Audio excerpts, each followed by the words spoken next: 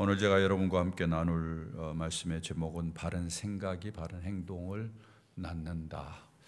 포커스업이 어디에 되어 있는가 하면은 생각에 집중되어 있습니다. 여러분 생각을 교정하라 이런 이야기 혹시 들어보셨는지 모르겠네. 생각을 교정하라. 치아를 교정하라 말은 많이 들었어도 생각을 교정하라 말은 아마 익숙치 않을지도 모르겠습니다. 그러나 일반적으로 사용하는 용어 중에 하나가 생각을 교정하라 라는 이야기입니다. 교정이라는 말이 또 안 좋은 의미로 이렇게 구치소에서나 이런 데서 사용되는 용어이기 때문에 여러분 익숙치 않을지 모르겠습니다만은 생각을 교정해 나가는 것이 인생에 있어서 아주 중요하다라는 이야기죠. 이것은 상당히 중요한 것을 전제합니다. 많은 사람들이 생각이 고정되어 있다라는 거죠. 여러분 어떻게 생각하세요? 그 고정되어 있는 생각으로 말미암아서 여러분의 인생을 살면서 손해를 보고 또 힘들게 인생을 살았던 적이 있었는지 모르겠습니다. 여러분들이 생각이 너무 고정되어 가지고 어떤 대가를 치르면서 참 힘들게 이렇게 살아왔던 적이 있는지 모르겠어요. 좀만 생각을 바꿨으면 이렇지는 않았을 터인데 아마 이런 느낌들 여러분들이 하면서 인생을 살아왔으리라고 생각합니다. 사실 인생을 살다 보면 어렸을 때 많은 분들이 이제 이 주어지는 정보에 의해서 생각이 거의 고정돼 버립니다. 그리고 이제 그 다음에 계속해서 새로운 정보들을 받으면서 생각이 이렇게 교정되고 또 교정되고 계속해서 바뀌어야 되는데 우리가 잘 아는 대로 우리나라 사람들은 22살까지 공부하고 그 다음엔 잘 공부를 안 한다고 그러잖아요. 그 다음에는 그러니까 뭐예요? 주어진 정보가 별로 없어서 생각이 교정되질 않습니다. 그래서 사실 많은 사람들이 이 생각 때문에 많은 대가를 지불하면서 살기도 하곤 할 거예요. 여러분도 아마 돌아보면서 내가 청소년기 때 좀 생각을 좀만 잘했으면 내 인생을 이렇게 살지는 않았을 텐데 아마 이렇게 마음 먹는 분들도 아마 없지 않아 있으리라고 생각합니다. 청소년 때 내가 생각 잘못해가지고 사람 잘못 만나고 또 잘못된 습관이 들어가지고 어쩌면 내 인생을 망친 그러한 경험을 가진 분들도 없지 않아 있으리라고 생각이 되어져요. 그렇게 봤을 때 이 생각이 얼마나 중요한지 모릅니다. 내 인생을 살면서 이 생각을 교정할 만한 모멘텀이 별로 없어요. 왜냐하면 생각이 교정되려면 거기에 좋은 정보가 들어가야 되는데 그런 면에서 봤을 때는 교회가 얼마나 좋은지 모릅니다. 사회가 요즘 어떤 면에서는 평생교육원이라는 것을 둬가지고 계속해서 새로운 정보를 여러분으로 받도록 만들고 생각을 바꿔가는 노력들을 많이 해요. 그래야만이 선진국의 백성으로서의 사람으로서의 어떤 국민으로서의 그런 수준에 올라가니까. 근데 교회는 그것보다는 훨씬 더 좋죠. 교회가 제공하는 사실은 정보의 질 이렇게 표현해서 좀 그렇습니다만은 하나님의 말씀의 정보의 질은 세상의 어떤 정보의 질보다도 좋으리라고 저는 생각합니다. 어떠세요? 그렇지 않습니까? 예. 세상 어디에서 교회에서 주는 것과 같은 하나님의 말씀의 진리의 정보를 얻을 수 있어요. 예. 이 정보를 갖는다라는 것 전 얼마나 우리에게 유익하냐면 이 정보를 기초로 해서 우리의 생각이 이제 다듬어지는 거죠. 그러니까 실제로 교회 안에서 이 정보를 받는 사람이 생각을 날마다 교정하고 바꿔지면서 평생 동안 부유하고 풍성한 인생을 살아갈 수가 있는 거예요. 저는 그런 면에서 크리스천들은 예수 믿는 것, 하나님의 말씀을 손에 쥐는 것 자체가 큰 복이다 이렇게 생각을 합니다. 여러분 그렇게 생각 안 하세요? 예? 몇 분만 동의를 하시네요. 예. 저는 얼마나 큰 복인지 몰라요. 저는 인생을 살면 살수록 느끼는 거예요. 아마 여러분들도 그러시리라고 저는 생각이 되어집니다. 교회 안에서 성도들과 대화를 할 때도 그렇잖아요. 여러분 마을이 이제 시작이 됐습니다만은 마을을 시작해서 대화를 할 때도 사람들하고 만나서 밖에서 친구들 나누는 이야기들 한번 보세요. 예. 교회 안에서 그래도 마을에서 같이 만나는 모임들 보세요. 인생을 살면서 필요한 정보도 이렇게 나누지만은 그러나 하나님의 말씀의 기초에서 우리가 참으로 하나님의 말씀을 통해서 깨닫고 배운 것들을 나누잖아요. 이게 얼마나 중요한 과정인지 몰라요. 왜? 인생을 사는 동안 많은 사람이 나는 배웠다라고 배움의 모멘트를 갖는 것이 쉽지 않기 때문에 그래요. 여러분 인생을 살면서 한번 이야기해 보세요. 여러분 하루를 지나면서 나 오늘 하루 사는 동안 이거 배웠다. 이거 깨달았다. 얼마나 느끼세요? 얼마나 느끼시는 것 같아요? 대부분의 많은 사람들이 이런 인식을 하지 못하고 그냥 살아갑니다. 예. 그런데 교회 안에서 그래도 내가 하나님의 말씀을 통해서 내가 배운 것, 깨달은 것을 공유하고 나누고 같이 또 이야기를 하면서 배울 수 있다는 것이 우리에게 얼마나 좋은지, 그런 과정이 있어야만이 생각이 교정되는 그러한 순간들을 갖는 거죠. 그래서 교회 안에서는 이런 그래도 하나님의 말씀을 설교로도 듣고 속으로 안에서도 그걸 나누고, 그러니까 얼마나 유익한 시간들입니까? 여러분, 교회 안에서 이런 것들을 잘 활용하셔서 계속해서 배움의 연속, 생각의 교정, 그런 과정을 통해서 여러분이 더욱더 부유하고 풍성한 삶이 될 수 있기를 주의 이름으로 축원합니다. 제가 자신 있게 이야기합니다. 하나님의 말씀에 부유하고 배운 것을 많이 나누고 그걸 이야기하는 것이 기회가 많을수록 여러분의 삶은 좋아집니다. 그런데 많은 사람들이 제가 보면은 배운 것을 말할 줄 몰라요. 제가 지난 한 주간에 우리 목회자들을 위한 좀 수련회가 있는데, 저희 교단 안에 젊은 담임 목사님들을 제가 좀 돌보는 그런 일들이 있습니다. 수련회를 하면서 여러 가지 어떨 때는 세미나도 하고 어떨 때는 듣기도 하고 그러는데, 제가 이번에는 좀 이렇게 폼을 좀 바꿨어요.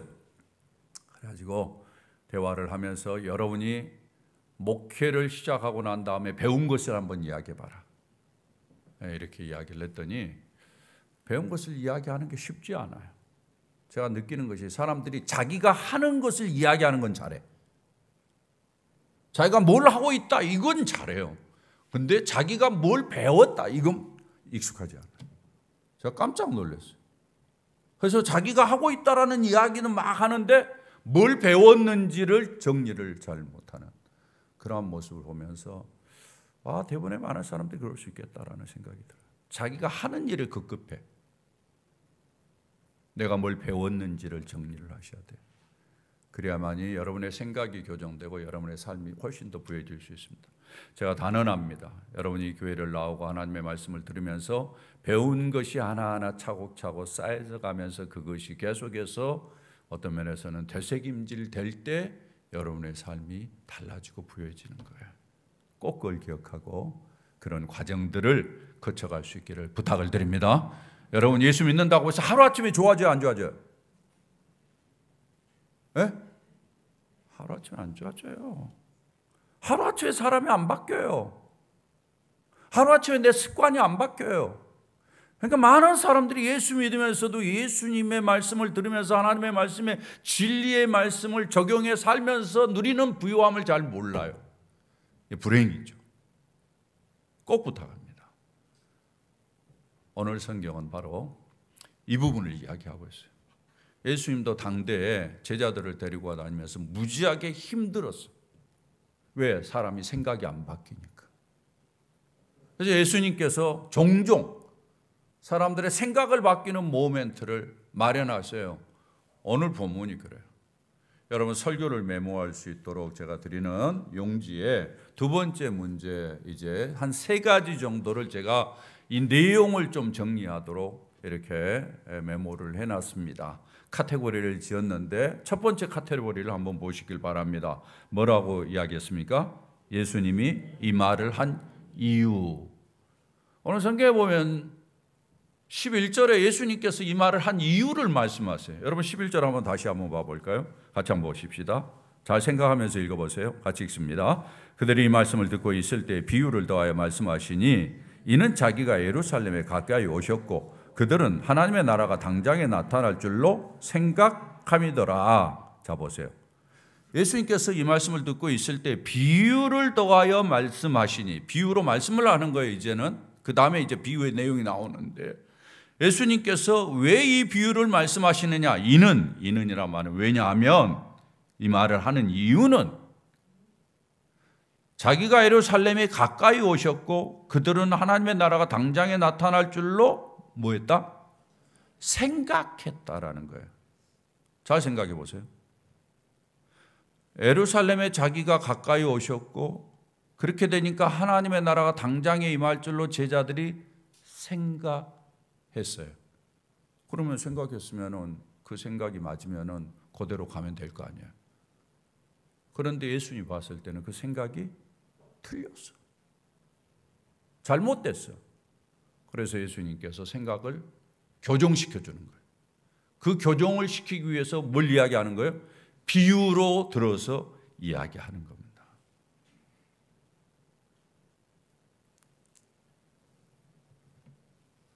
여기에서 강조하는 것은 사람이 그렇다라는 거예요. 예. 사람이 일반적으로 가지고 있는 생각, 고정된 생각이 있어요. 예. 그걸 잘 바꾸려고 하지 않아요. 예. 사실 이 말씀을 좀 잘 이해하려면 이 말씀의 배경을 좀 이해할 필요가 있어요. 예수님께서 봤을 때는 지금 제자들이 잘못된 생각을 하고 있는데 무슨 생각을 하는 거니? 예루살렘에 예수님이 가까이 오면은 일어날 일에 대해서 잘못 생각을 하고 있어요. 그리고 하나님의 나라가 이 땅에 임한다고 그랬는데 그것이 무엇을 의미하는지를 잘못 생각하고 있었던 거예요. 여러분들이 이전에 제가 이 말씀드렸던 성경 내용들을 좀 기억하시라고 생각합니다. 마태복음 20장 21절에 보면은 이 사건 앞서서 예수님이 야고보와 요한의 어머니를 만나는 장면이 나옵니다. 야고보와 요한의 어머님이 와가지고 예수님께 하시는 말씀이에요. 여러분 한번 보실까요? 뭐라고 이야기합니까? 예수께서 이르시되 무엇을 원하느냐? 이르되 나의 두 아들을 다 같이요. 주의 나라에서 하나는 주의 우편에 하나는 주의 좌편에 앉게 하소서. 자, 엄마가 와서 이야기를 하지만은 제가 뭐라고 그랬어요? 사실상은 아들들의 생각을 엄마가 대신 이야기해 주는 거나 같다. 이렇게 말씀을 드렸죠. 기억나십니까? 예.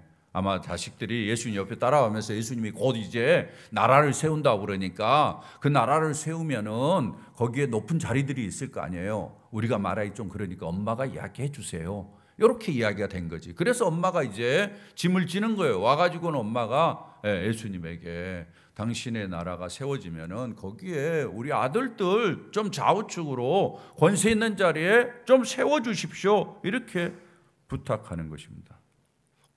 그들이 어떻게 이해한 거예요? 마치 하나님의 나라를 권세 있는 세상의 나라와 똑같이 세상에 여러 자리가 있는 지위가 있는 것과 똑같이 이해를 하는 거예요. 예수님이 봤을 때 이런 생각이 잘못됐다라는 거예요. 제자들은 이렇게 생각하니까 마치 예수님께서 예루살렘으로 지금 들어가는 것, 예루살렘으로 가까이 왔잖아요. 가까이 왔으니까 곧 자기들에게 뭐예요? 그런 자리가 주어질 것이다라고 생각을 하고 있었던 거죠. 얼마나 어리석은 생각입니까? 예수님께서 그 생각을 바꾸는 거예요. 예수님은 자기가 예루살렘에 들어가는 이유가 그런 것이 아니라는 것을 이야기하고 예루살렘에 들어가는 것이 무엇인지 그리고 하나님 나라가 도대체 무엇인지 제자들로 하여금 바로 이해하도록 하기 위해서 이 비유를 이야기한 내용이 여기에 담겨져 있는 것이에요. 그러니까 예수님이 이 비유를 이야기한 목적이 선명하죠. 제자들의 고정된 생각을 바꾸는 데 있어요. 잘못된 생각을 바꾸는 데 있어요. 이렇게 해서 예수님께서 비유를 이야기합니다. 그 비유의 내용이 이제 12절부터 나오는데 먼저는 어떤 내용입니까? 한 귀인이 왕위를 받는 일과 열문화를 나누는 일에 대해서 언급을 하고 있어요. 12절에 보면은 어떤 귀인이 왕위를 받아가지고 오려고 먼 나라로 갈 때 그 중 열을 불러 은하 열문화를 주며 이르되 내가 돌아올 때까지 장사하라 하니라. 여기에 보면은 왕위를 받는 일에 대해서 언급을 하고 있어요. 이 비유가 사실은 뜬금없는 이야기는 아니에요. 역사적인 배경을 가지고 있어요. 당시에는 이제 큰 나라가 있고 큰 나라가 지배한 나라가 있어요. 종주국이 있는가 하면은 종속국이 있어요. 다스리는 나라가 있는가 하면은 이제 지배를 받는 나라가 있는데 이 지배를 받는 나라가 실제로 이제 유지되기 위해서 종주국 이제 다스리는 나라에서 사람을 보내는 게 아니라 이 안에서 좀 똘똘한 사람을 세워가지고 이렇게 왕으로 세워서 다스리도록 하는 거예요. 우리가 잘 아는 성경에 나오는 헤롯 왕이 바로 그런 사람이에요. 헤롯 왕이 이게 유대인들을 다스리는 데 있어서 그가 왕이 되도록 도와주는데 이게 종주국의 허락을 받아야 돼요. 로마가 허락을 해야 되죠. 그래서 여러분 잘 아는 대로 주전 B 40년에 이 헤롯 왕이 로마에 다녀옵니다. 그러면서 로마로부터 다스리는 권세를 받아와요. 그 아들 아겔라오라는 아들이 있는데 그 아들은 주전 4년에 역시 로마에 가서 그 권세를 받아오는 거죠. 그래서 다스리는 거예요. 여기에 먼 나라로 갔다 이야기는 자리를 오래 빈다라는 이야기죠. 약간 이제 내용을 보면 꼭 그런 이야기는 아니지만은 약간 예수님의 그 어떤 하나님 나라의 모습을 이렇게 보여주는 것과 같은 그러한 느낌이 이제 여기에 없지 않아 있는 건 사실이에요. 그리고는 이제 종들에게 문화를 나누어 주는데 흥미로운 것은 종 10명에게 10문화를 나누는 거예요. 한 명에게 한 문화씩 줬다라는 거예요. 여러분 이 본문을 보면서 문장의 흐름을 보면서 야 500녀의 아니요 5달란트의 그 달란트 비유와 비슷하다 이런 이제 생각을 하면서 마치 달란트 개념으로 여러분이 이 본문을 이해한다면은 잘못 이해하는 것입니다. 다 달라요.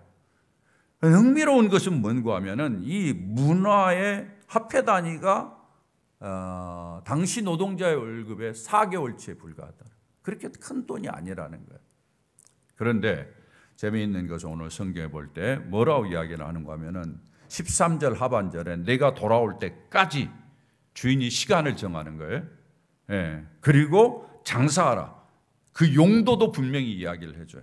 장사를 해서 뭐 하라는 거예요? 이윤을 남기라는 이야기죠. 그리고는 아주 흥미로운 이야기가 하나 더 소개됩니다. 14절에 보면은 그 백성이 그를 미워하여 사자를 뒤로 보내어 이르되 우리는 이 사람이 우리의 왕됨을 원하지 아니하나이다. 그러니까 귀인은 왕위를 받으러 가는데 뒤에서 다른 사람들이 우리는 그 사람 원치 않습니다. 이런 일들이 있다라는 사실상 역사상에 그런 일이 있었어요. 앞에서 말하는 그 헤롯 왕의 아들 되는 아켈라오가 실제로 이제 왕이 될 때 유대인들이 원치 않았어요. 유대인들이. 그래서 유대인들이 사절단을 보냅니다. 로마로. 아주 우리는 그 사람 왕으로 오는 걸 원치 않습니다. 이렇게 이야기하니까 로마 사람들이 이걸 고려합니다. 그래가지고는 그 아겔라오를 저기로 왕으로 세우지 않아요. 그래서 성경에 분봉왕이라는 이제 개념이 나오는데 그것보다는 등급이 낮은 그러한 이제 등급을 줘가지고 이렇게 보내는 거죠. 이런 이야기들이 이제 당시의 문화적인 배경을 가지고 주님께서 이렇게 설명을 해놓고 있어요. 그리고는 이제 마지막으로 이어지는 이야기가 15절입니다. 여러분 보십시오. 15절 다 같이 한번 읽어볼까요? 시작. 귀인이 왕위를 받아가지고 돌아와서 은하를 준 종들이 각각 어떻게 장사했는지를 알고자 하여 그들을 부르지. 무슨 이야기예요?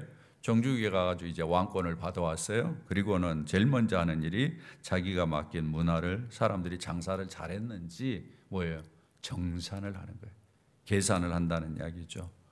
여러분이 아마 성경에서 바로 이런 것은 주인이 뭔가를 계산하는 것과 같은 개념으로 많이 언급되는 그런 개념으로 금방 이해가 되리라고 생각합니다.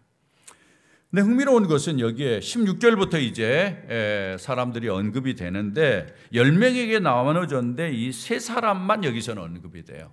왜 언급이 되냐? 이게 케이스별로 언급되기 때문에 그렇습니다. 케이스가 다른 거예요. 첫 번째 케이스를 보십시오. 뭐라고 이야기합니까? 16절에 주인이여 당신의 한 문화로 뭐라고 이야기합니까? 10문화를 남겼습니다. 그러니까 하나로 10개를 남긴 사람의 케이스예요. 여기가 아주 장사를 잘한 케이스죠. 주인이 이르되 뭐라고 이야기해요? 잘하였도다 착한 종이여 내가 지극히 작은 것을 충성하시며 10골 아주 많은 것을 그에게 주는 것을 우리가 볼 수 있습니다. 그리고는 이제 18절엔 두 번째 케이스예요. 두 번째 케이스는 어때요? 한 문화를 가지고 얼마를 남긴 겁니까? 5문화를 남긴 케이스예요. 첫 번째보다는 장사를 약간 못한 케이스죠. 그러나 그에게도 뭐가 주어지는 것입니까? 보상이 주어져요. 똑같은 보상이에요. 근데 5고울을 차지하리라.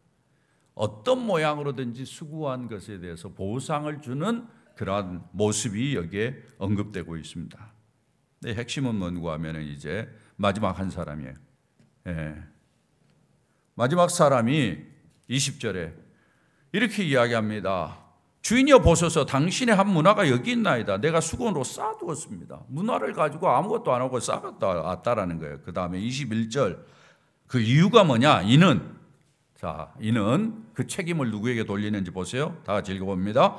당신이 엄한 사람인 것을 내가 무서워함이라. 당신은 두지 않은 것을 취하고 심지 않은 것을 거둡니다. 당신을 봤더니 당신은 쉽게 거두고 쉽게 차지하고 그럽니다. 그러니까 내가 한 문화 가지고 아무리 해봤자 그렇게 못하니까 의미가 없을 것 같아서 그냥 수건에다 쌓아놨다 지금 가져왔습니다. 이런 이야기를 한 거예요. 그 일에 대해서 22절에 주인이 이야기합니다. 악한 종아, 악한 종이라고 그래요. 내가 내 말로 너를 심판한다. 네 말로 내가 두지 않은 것을 취하고 심지 않은 것을 거두는 엄한 사람인 줄로 알았느냐? 무슨 이야기입니까? 네가 나를 잘못 알았다 라는 이야기죠. 주인을 잘못한 결과가 이 사람을 이렇게 만든 것이죠. 그러면서 26절에 보면은 그 가지고 있는 것도 빼앗아 가지고 이렇게 합니다. 무릇 있는 자는 받겠고 없는 자는 그 있는 것도 빼앗기리라. 있는 자에게 더 풍성하게 주는 그러한 모습을 봅니다. 그리고는 마지막에 흥미로운 언급이 나와요. 27절 다 같이 한번 읽어봅니다. 시작. 그리고 내가 왕됨을 원하지 아니하던 저 원수들을 이리로 끌어다가 내 앞에서 죽이라 하였느니라. 왕됨을 원하지 않는 무리의 모습이 몇 절에서 나오죠? 몇 절에서 나옵니까? 14절에서 나오죠. 14절에서 왕됨을 원하지 않는다. 제가 봤을 때는 이야기의 스토리상 사실은 그냥 넘어가도 될 부분인데 이야기의 흐름을 봐서는 문화를 가지고 장사를 잘한 사람 칭찬하고 못한 사람 그 이야기로 끝날 것 같은데 근데 이 이야기가 첨가되어 있어요. 왕됨을 허락지 않는 그러한 사람들 사실은 어떤 면에서 무시해도 되고 넘어가도 될 사람들인데 이 사람들이 나중에 벌을 받는 그런 모습이 여기 언급되어 있어요. 흥미로운 내용들이라고 저는 생각이 되어집니다. 자, 이런 정보들을 놓고 이제 이 말씀을 통해서 주님이 우리에게 주시는 말씀이 무엇인가 한번 정리를 해보도록 그렇게 하겠습니다. 여러분이 가지고 있는 메모지의 세 번째 문제, 첫 번째 우리 다 같이 한번 보도록 그렇게 하겠습니다. 같이 읽어볼까요? 시작. 예수님이 어떤 분인가를 바로 생각하라. 자, 여기에 지금 예수님이 강조하는 것은 생각을 교정하는 거예요. 여기에 포인트가 있어요. 생각을 바꾸는 거예요. 생각을 바꿔야만 행동이 달라져요. 생각이 바꿔지지 않으면 행동이 안 되는 거예요. 지금 제자들이 이렇게 행동하는 것은 제자들이 예루살렘에 가까이 오면서 하나님 나라에 대한 오해를 가지고서 행동하는 것은 전부 다 무엇에 문제가 있다? 생각에 문제가 있다라는 거예요. 그래서 예수님께서 생각을 바꾸는 건데 먼저 이야기하는 부분은 예수님이 어떤 분인가를 생각을 해요. 여기 성경에 흥미로운 단어가 하나 있는데 11절에 보면은 예수님이 이 비유를 말씀하신 이유가 자기가 예루살렘에 가까이 오셨고 이런 이야기야. 예루살렘에 가까이 오셨고 자, 예수님이 예루살렘에 가까이 오신 것은 그냥 오셨나 보다 이렇게 생각할 수 있어요. 근데 이것이 제자들의 행동에 문제를 일으켰어요. 어떤 문제? 야, 예수님이 예루살렘에 가까이 오셨는데 그 예수님이 예루살렘으로 올라가면은 예수님이 말하는 나라가 형성될 것이다. 이렇게 생각을 한 거예요. 그러면 예수님 옆에서 큰 높은 자리를 우리가 차지할 것이다. 생각을 한 거죠. 예수님을 잘못 생각한 거죠. 예수님이 예루살렘에 가까이 온 이유는 뭐예요? 나라를 세우려고 온 거예요? 아니죠. 예수님이 가까이 온 이유는 뭐라고 이야기합니까? 누가복음 18장 31절에서 33절의 말씀에 보면은 이렇게 이야기합니다. 예수께서 12 제자를 데리고 이르시되 맞나요? 보라 우리가 예루살렘을 올라가느니 선지자들을 통하여 기록된 모든 것이 인자에게 응하리라. 자, 예루살렘을 앞으로 다시요. 예루살렘으로 올라가는 이유가 뭐냐? 선지자들을 통해서 기록된 모든 것이 응하도록 하기 위해서. 이 선지자들이 말한 것을 성취하기 위해서 예수님이 지금 올라가는 거예요. 예루살렘으로. 그 내용이 뭐냐? 그 다음 보죠요. 다 같이 한번 읽어봅니다. 시작. 인자가 이방인들에게 넘겨져 희롱을 당하고 능욕을 당하고 침뱉음을 당하겠으며, 계속해서요. 그들은 채찍질하고 그를 죽일 것이나 그는 3일 만에 살아나리라 하시다. 자, 예수님이 예루살렘으로 올라가는 목적이 여기 언급되어 있어요. 뭐예요? 세상 나라를 세워서 자리를 만드는 것이 아니고 뭐예요? 희롱을 당하고 능욕을 당하고 침뱉음을 당하고 채찍질 당하고 죽기 위해서 예루살렘으로 올라간다라는 사실을 이야기하고요. 제자들이 생각하는 예수님과 지금 예수님이 예루살렘으로 올라가면서 생각했던 자신의 모습과 얼마나 다른지 보세요. 왜냐하면 이게 이제 문제가 된 것은 예수님께서 그동안 계속해서 자기가 이렇게 고난을 당할 것을 이야기를 해왔다라는 거예요. 그럼에도 불구하고 제자들은 그걸 인정하지 않았는지, 깨닫지 않았는지, 들은 척만 하고 안 들었는지 모르지만은 그들은 예수님에 대해서 오해를 했다는 거죠. 그들은 계속해서 예루살렘에 가까이 오니까 계속해서 예수님이 나라를 세울 것이다. 그러면 우리는 자리 차지한다. 이 생각만 한 거예요. 얼마나 무서운지를 보세요. 예수님께서 계속해서 마태복음 20장 25절에 보면은 이런 이야기를 하고 있어요. 예수께서 제자들을 불러다가 이르시되 이방인의 집권자들이 그들을 위해 임으로 주관하고 그 고관들이 그들에게 권세를 부린 줄 너희가 알다. 자, 이게 이제 세상 나라의 사람들은 권세 부리는데 관심이 있다라고 이야기를 하는 거예요. 그 다음 절을 보십시오. 너희 중에는 그렇지 않아야 하나니. 다 같이요. 너희 중에 누구든지 크고자 하는 자는 너희를 섬기는 자가 되고, 계속해서 너희 중에 누구든지 으뜸이 되고자 하는 자는 너희 종이 되어야 하리라. 그러면서 마지막에 예수님 뭐라고 이야기합니까? 다 같이요. 인자가 온 것은 섬김을 받으려 함이 아니라 도리어 섬기려 하고 자기 목숨을 많은 사람의 대속물로 주려 함이니라. 세상 사람들은 나라를 세울 때 다스리고 주관하려고 그러지만 내가 오는 것은 섬김이다 라는 것을 이야기합니다. 나는 섬기는 자로 여기에 있지 다스리는 자로 있는 것이 아니다 라는 것을 이야기를 해주고 있는 것입니다. 사랑하는 여러분, 예수님께서 제자들에게 예수님을 바로 알도록 생각을 바꾸는 거예요. 여러분 신앙생활하면서 여러분은 예수님을 얼마나 알고 계십니까? 여러분의 생각 가운데 혹시라도 예수님을 잘못 아는 부분들이 없지는 않는지 모르겠습니다.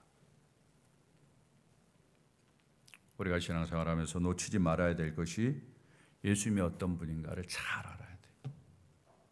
그렇지 않으면 우리가 잘못된 생각을 하고 잘못된 행동을 할 수 있습니다. 저는 요즘 이제 교회가 사실은 세상 정치권에서 놀아나는 것을 보면서 참 이 예수님을 바로 알고 하는 분들의 모습인지 교회의 모습을 제대로 알고 하는 분들인지 여러 가지 생각을 하게 됩니다.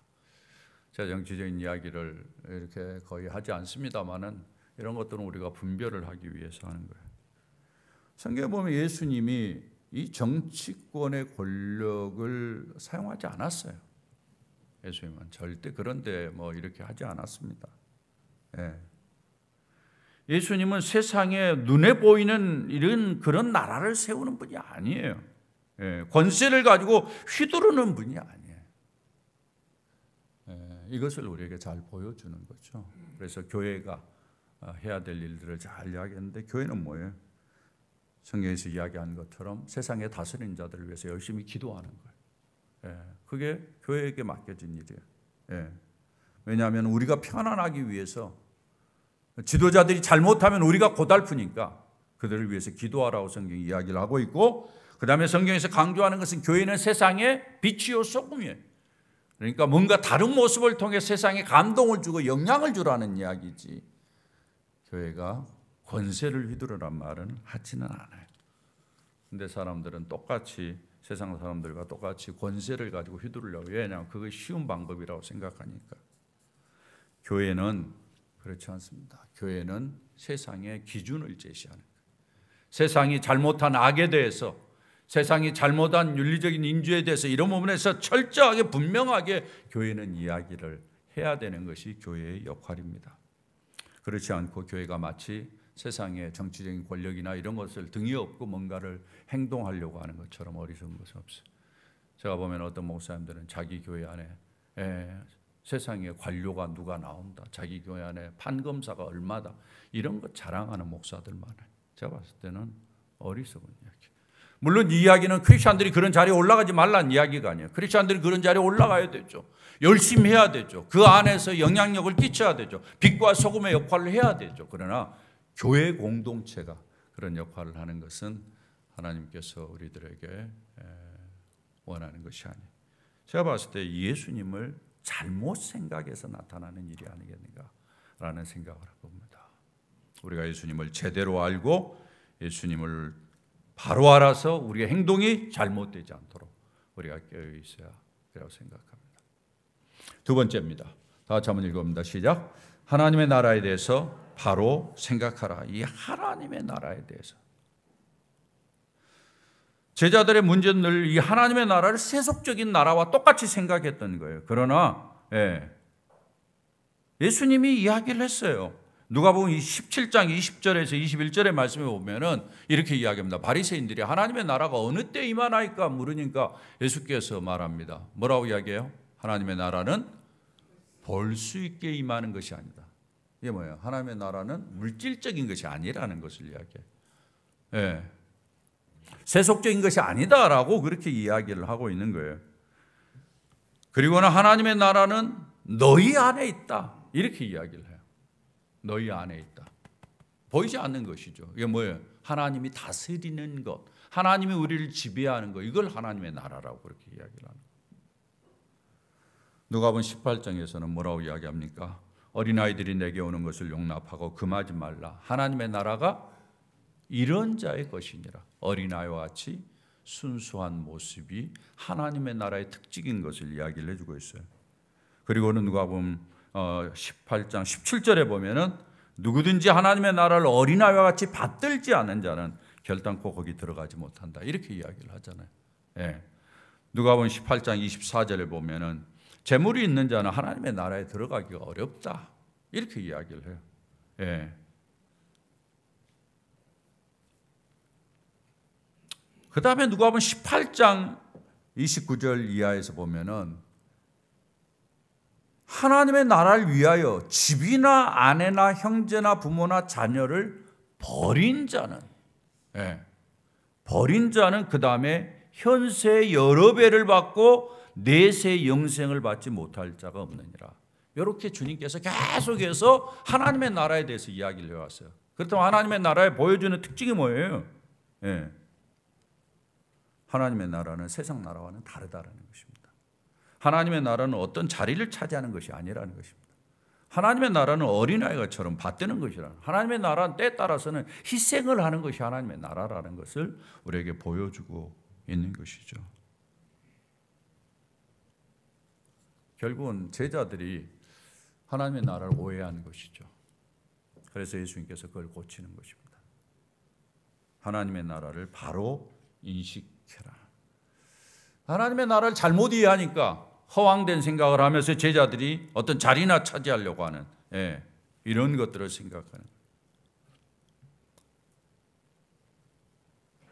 하나님의 나라는 하나님의 통치가 있는 것입니다. 우리가 하나님의 나라를 생각할 때 세속적인 어떤 자리나 권세 이런 거 생각하지 아니하고 하나님이 다스리는 것, 하나님이 나를 다스림으로 말미암아 내 가정이 하나님의 다스림을 받고 하나님이 나를 다스림으로 말미암아 내 직장이 하나님의 다스림의 영향 아래 있도록 하고 내 사업체가 하나님의 다스리는 영향 아래 있도록 하는 것이 하나님의 나라의 핵심인 것을 우리가 잊어버리지 말고 그렇게 행동하며 그렇게 살아가야 되는 거예요. 우리가 혹시라도 어떤 자리나 권세를 이용해 가지고 하나님의 나라에 영향력을 끼치려고 생각했다면 그건 오해입니다. 우리 안에 있는 하나님의 통치, 하나님이 우리를 다스려서 우리를 변화시키고 우리를 새롭게 만들고 우리를 빛으로 소금으로 만들어가는 모습을 통해서 하나님이 영향을 끼치도록 하는 것이 크리스천의 삶인 거죠. 이런 면에서 우리가 생각을 바로 하는 것이 무엇보다도 중요한 것이죠. 그 다음에 봅니다. 세 번째, 다 같이 한번 읽어봅니다. 시작. 게으르지 말라. 맡겨진 책임에 충실하라. 자, 이제 이 본문의 포인트가 나옵니다. 제자들의 문제는 뭔가 하면은 예수님이 이제 예루살렘으로 올라가고 하나님의 나라가 임하면 세속적인 나라로 생각하니까 예수님에 대해서 오해하고 하나님에 대해서 오해는 했지만 이제 그들이 생각할 때 그곳에 딱 들어가면 이제 권세가 쫙 펼쳐지면 나는 이제 우의정 장이죠 뭐 이렇게 하면서 얼마나 자리가 많습니까? 뭐 대통령이 하나 바뀌면은 뭐 자리가 뭐 몇천 개, 몇백 개 뭐 이러잖아요. 그렇게 바뀌니까 내가 그걸 하나라도 이제 앉아서 뭐 이제 있으면은 나는 아무 일도 안 해도 먹고 산다. 이러잖아요. 정치하는 사람들이 전부 다 그거 추구하잖아요. 정치하는 사람들이 그래서 권력을 잡으려고 그러잖아요. 정치를 잘해서 백성을 유익하게 하기보다는 그 권력을 이용해 가지고 다 본인에게 유익이 되려고 하는 그런 모습을 보이고 있죠. 제자들이 그런 거죠. 그래서 뭔가 하면은 하나님의 나라가 다 먹고 사니까 이제는 그렇게 뭐 열심히 일을 안 해도 된다 이런 생각이 그들 안에 있는 거예요. 예수님께서 비유를 든 이유 중에 하나가 바로 여기에 있습니다. 한 문화를 너희들에게 다 맡겼는데 그걸 사용하지 않아. 주님께서 이 비유를 통해서 너희들은 종으로 사는 것이다. 주님이 되시는 하나님이 맡겨준 일들을 잘 감당. 최선을 다해야 된다. 인생을 사는 동안에 결과가 좀 다를 수도 있어. 열심히 일을 했지만 어떤 사람은 10개를 남길 수도 있지만 어떤 사람은 5개밖에 못 남길 수도 있어요. 그러나 얼마만이라도 열매가 있으면 그 존중을 받아야 될 일이죠. 주님께서 이 본문을 통해서 보여주는 것은 그거예요. 똑같이 다 10개를 남길 수 없는 거예요. 차이가 있는 거예요. 그러나 다 존중해서 주님이 거기에 대해서 보상을 해요. 그러나 세 번째 종과 같이는 하지는 말라. 예수님도 오해하고 하나님 나라도 오해하면서 아무것도 하지 못하고 자기의 책임과 의무를 하지 못하는 그런 어리석은 삶을 살아가지 말라란 이야기예요. 흥미로운 것은 세 번째 사람은 자기가 가지고 있는 것까지 다 빼앗겠다는 얘기예요. 이런 거 보면서 사람 불만을 가진 사람도 있을지도 모르겠어요. 이게 하나님 나라의 원리입니다. 하나님 나라의 원리, 하나님 나라의